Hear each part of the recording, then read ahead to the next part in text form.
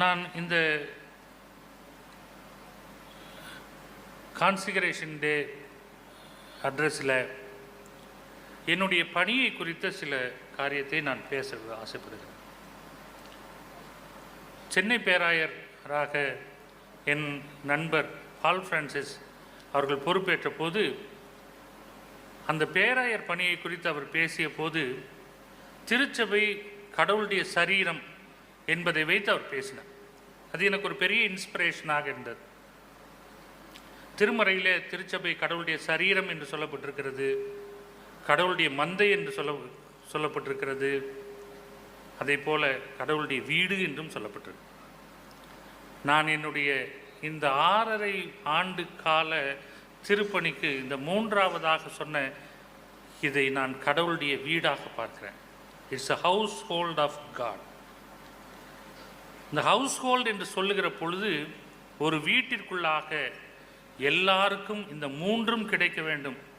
அடிப்படையில் நாம் 2ஐ சொல்லுகிறோம், மெட்டீரியல் நீட்ஸ், எமோஷனல் நீட்ஸ் என்று சொல்கிறோம். உணவு, உடை, இருப்பிடம், அதை போல் அப்ரிசியேஷன், அஃபெக்ஷன், கரெக்ஷன் என்கிற எமோஷனல் நீட்ஸ். இதோடு சேர்த்து 3ஆவதாக ஸ்பிரிச்சுவல் நீட்ஸ் என்றும் ஒன்றை சொல்கிறோம். இந்த 3ம் ஸ்பிரிச்சுவல், மெட்டீரியல், எமோஷனல் நீட்ஸ் நம்முடைய திருமண்டலத்தில் இருக்கிற எல்லா உறுப்பினர்களுக்கும் கிடைக்க வேண்டும், அதை கொண்டு சேர்க்க வேண்டும் என்பதுதான் என்னுடைய இந்த பேராயர் பொறுப்பினுடைய அடிப்படையாக நான் கருதுகிறேன். இந்த பேராயர் பொறுப்பேற்கிற நான் அதிகாரத்தை குறித்து 2 அணுகுமுறைகள் இருக்கிறது. ஒன்று, ஆட்சி செய்ய கிடைத்த ஒரு உரிமை, மற்றொன்று வழிநடத்த கிடைத்த பொறுப்பு. நான் 2ஆவதை தெரிந்து கொள்கிறேன். எனக்கு கிடைத்த இந்த 6.5 வருடம், it is not a right to rule but a responsibility to lead. இது நான் எந்த தரிசனத்தோடும் வரவில்லை. இன் த ஃபர்ஸ்ட் பிளேஸ் எனக்கு ஒரு கனவு இருக்கிறது, எனக்கு ஒரு கனவு ப்ராஜெக்ட் செய்ய வேண்டும், எனக்கு எதுவுமே இல்லை. நான் இங்கு உங்களுடைய கனவுகளையும் உங்களுடைய ஏக்கங்களையும் உங்கள் எதிர்பார்ப்புகளையும் ஒருங்கிணைக்க வேண்டும் என்கிற கனவோடு வந்திருக்கிறேன். I am presenting myself as a person to coordinate your dreams, visions and longingness. எனக்கு இதை செய்ய வேண்டும், இதை செஞ்சு என்னுடைய பேரை கல்வெட்டில் போட வேண்டும் எதுவும் இல்லை. நான் லெஸ்டர் டயசிஸ்க்கு போயிருந்தப்ப அங்கே இந்த மார்ட்டின்கிற புக் ஷாப்பில் போய் நாங்கள் போய் உள்ளே போனால் அதில் லேம்ப் அண்ட் த பீஸ்ட் என்னோடய புக் இருந்துச்சு. நான் எல்லா பக்கமும் ரீச் பண்ணிட்டேன். இதுக்கு மேலே நான் ஒரு கல் போடணும் அது இதுங்கிறது எந்த ஒரு எதிர்பார்ப்பும் எனக்கு இல்லை. எனக்கு கிடைத்த இந்த 6.5 வருடம் மக்களுடைய ஏக்கங்களையும் எதிர்பார்ப்புகளையும் ஒருங்கிணைக்க வேண்டும். அதற்கு நான் ஒரு ஸ்டூவர்ட் மாடலை தான் தெரிந்து கொள்கிறேன்.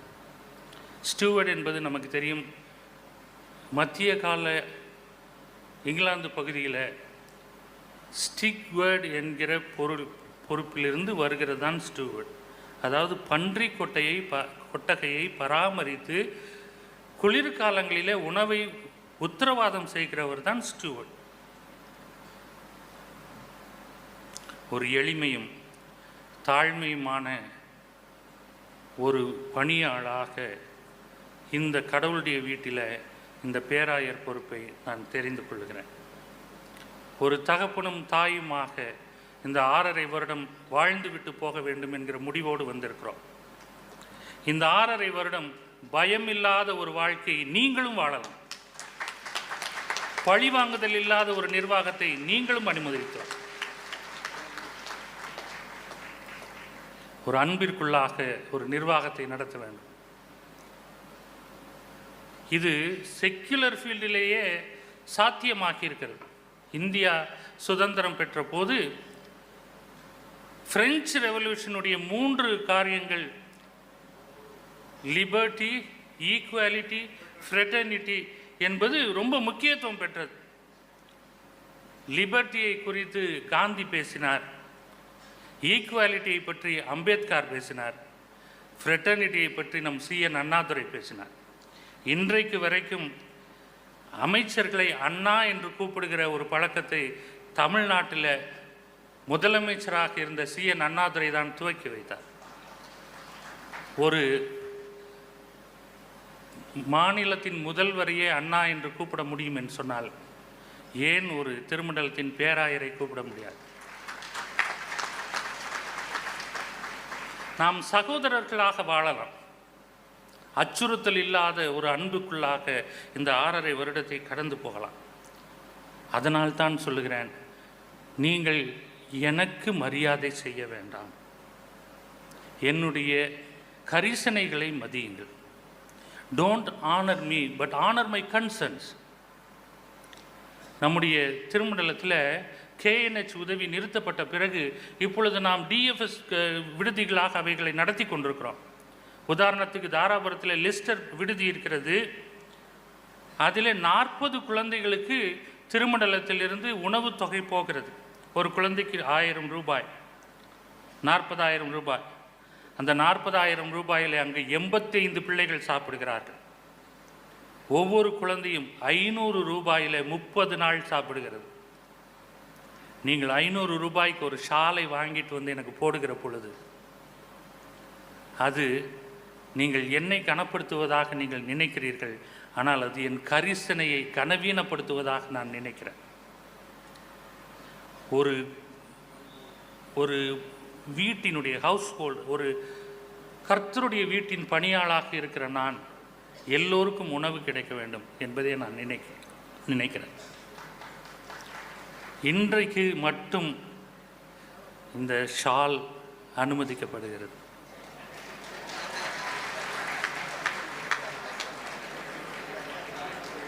நாளைய தினத்திலிருந்து இந்த ஷால் தடை செய்யப்படுகிறது. ஊர்வலம், மாலை, மேளம், ஃப்ளெக்ஸ், ஆரத்தி அனைத்தும் தடை செய்யப்படுகிறது.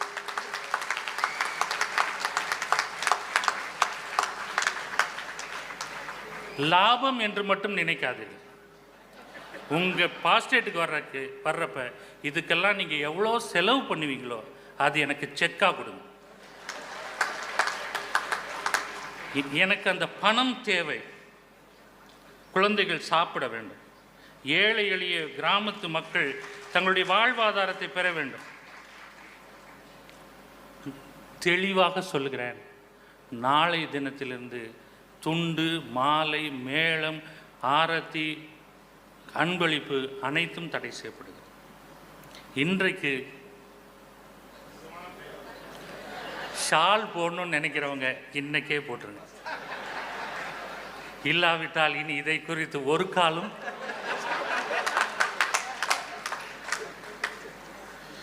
மீண்டுமாக இந்த நாளில் எனக்கு இந்த வாய்ப்பை கொடுத்த கடவுளுக்கு நான் நன்றி சொல்லுகிறேன். எனக்கு ஒரு அக்கா, என்னை விட 7-8 வயது மூத்தவர். அவர் விளையாடுகிற பொழுது ஒரு குழந்தை, பக்கத்து வீட்டு குழந்தை, புளியம்பழம் கொடுத்து அதை சாப்பிட்டு அந்த கொட்டை இந்த உணவு குழாய்க்கும் மூச்சு குழாயும் போகிற இடத்துல மூச்சு குழாய்க்குள்ளே போய் 1 வாரம் மூச்சு எடுக்க முடியாமல் தவித்து இறந்து போயிடுச்சு என்னோட அக்கா. அந்த காலத்தில் அது ரொம்ப கஷ்டம், காப்பாற்ற முடியல. அது எங்கள் வீட்டில் ஒரு பெரிய பாதிப்பு. அப்போ ஜார்ஜ் ஞானமுத்துங்கிற ஐயர் கரூரில் இருந்தார். அவங்க எங்கள் அம்மாவை தேட்டிருக்கிறப்ப, சம்பூர்ணம் நீ ஜெபம் பண்ணு, சாமி இந்த இழப்பை ஈடு செய்வார். அவர் சொன்ன தியாலஜியில் நிறைய பிரச்சனை இருக்குது. ஒரு குழந்தைக்கு இன்னொரு குழந்தை ஈடல்ல. ஆனால் அவர் சொன்னார், ஈடு செய்வார். உனக்கு ஆம்பளை பிள்ளை பிறந்தா கோயிலில் வச்சிரு சொன்னார். எங்கள் அம்மாவும் ஜெபம் பண்ணி எனக்கு ஒரு அவங்களுக்கு ஒரு ஆண் பிள்ளை நான் பிறந்தேன்.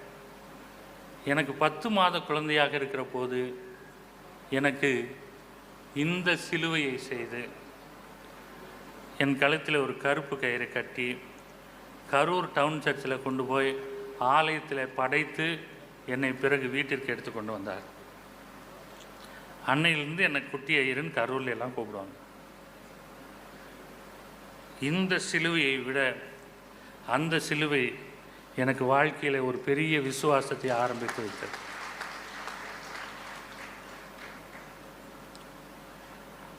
அந்த விசுவாச பயணத்தில் நான் உங்களையும் அழைக்கிறேன். இணைந்து பயணிக்கலாம். யாரையும் நாம் திருப்திப்படுத்த முயற்சி செய்ய வேண்டாம். நீங்கள் எனக்கு ஷால் போடுறதும் போடாததும் ஒன்று தான். இந்த டாக்குமெண்ட்ரியை தயார் பண்ணுறப்ப எனக்கு சொந்தக்கார பையன் தான் ஜெபக்குமார். நான் கூப்பிட்டு நான் சொன்னேன், மாப்பிள்ளை நீ எப்பயும் ரொம்ப புகழ்ந்து பேசுவ, ஆனால் புகழ்ந்து பேசினா எனக்கு உடம்பெல்லாம் கூசும், தயவுசெய்து அப்படி பேசாத என்று சொல்லி சொன்னேன். இந்த புகழ்ச்சியோ இந்த ஷால் துண்டு எதுவும் என்னை சந்தோஷப்படுத்தாது என்பதை முன்னரே ஒரு தகவலாக சொல்லிவிடுகிறேன். நான் உங்களிடத்தில் கேட்பதெல்லாம் என்னை கனப்படுத்த வேண்டாம், என் கரிசனைகளை கனப்படுத்துங்கள். நம்மிடத்தில் தேவைகளோடு இருக்கிற பிள்ளைகள், விர்ஜில் மாப்பிள்ளை சொன்னது போல் கிராமப்புற கல்வி நிலையங்கள், தாராபுரம் மாணவர் விடுதி 100 ஆண்டை சந்திக்க போகிறது. கொளிஞ்சிவாடி பள்ளிக்கூடம் 100 வருடத்தை சந்தித்து விட்டது. மிஷினரிகள் கட்டி வைத்து போன கட்டடங்கள் இன்னும் மாறவே இல்லை. இந்த நிலையில் எனக்கு நீங்கள் எந்த கனத்தையும் செலுத்த வேண்டாம். லெட் அஸ் ரீகன்ஸ்ட்ரக்ட் த டயசிஸ். திருமண்டலத்தை மீண்டும் புதிதாக எடுத்து கட்டுவோம். அந்த பணியில் நீங்களும் வாருங்கள், சேர்ந்து பயணிப்போம். ஆண்டவர் கொடுத்த இந்த வாய்ப்புக்கு நான் நன்றி கூறுகிறேன். நன்றி, வணக்கம். ஏற்புரை வழங்கிய ஐயா அவர்களுக்கு நன்றியை தெரிவித்துக் கொள்கின்றோம். தொடர்ந்து நன்றி உரை வழங்க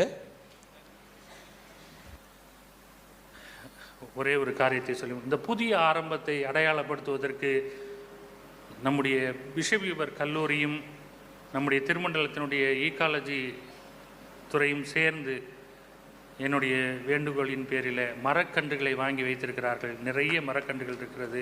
இதை கொண்டு போய் உங்களுடைய இடங்களில் நட்டு வையுங்கள். அதை பார்க்கிற பொழுதெல்லாம் பிஷப்புக்கு ஷால் போடக்கூடாது, காசு கொடுக்க வேண்டும் என்று சொல்லி சொல்லி தண்ணீர் விட்டுருங்க.